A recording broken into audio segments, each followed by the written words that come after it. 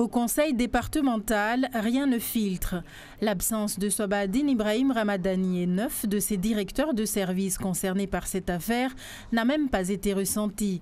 Les agents travaillent normalement et les élus qui ont appris la nouvelle sont très réservés. Je n'ai pas connaissance du dossier. Tout ce que je sais, c'est que quand on a la chance d'avoir une responsabilité au niveau départemental, on doit être comme la femme de César, irréprochable.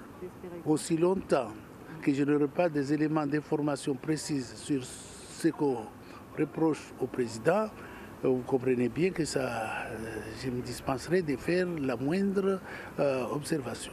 Ce n'est pas que les gens ne veulent pas parler, je pense qu'ils ne savent rien. Parce que moi-même, j'étais en réunion ce matin, vers 10 h, j'ai reçu un premier coup de fil de quelqu'un qui me posait la question.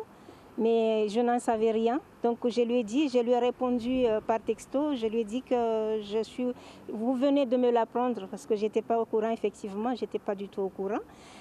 Par la suite, j'ai eu énormément de coups de fil et des textos, les gens qui veulent savoir et effectivement, à l'heure où je vous parle, je n'en sais pas plus.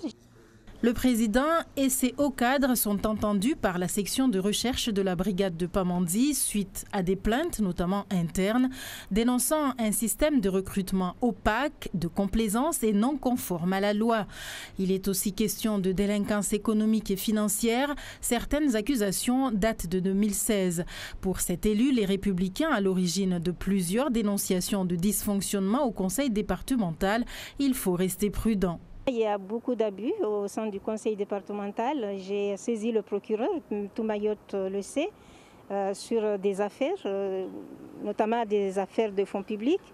Il y a beaucoup d'affaires, effectivement. Maintenant, pour l'instant, les gens ne peuvent pas dire que c'est tel ou tel parce qu'on ne sait pas pourquoi ils sont là-bas. Donc je pense que pour l'instant, il vaut mieux qu'on soit prudent. À l'issue de ces auditions, la commission rogatoire menée par un magistrat instructeur à l'origine de cette enquête devra déterminer les responsabilités ou non de chacun dans cette affaire.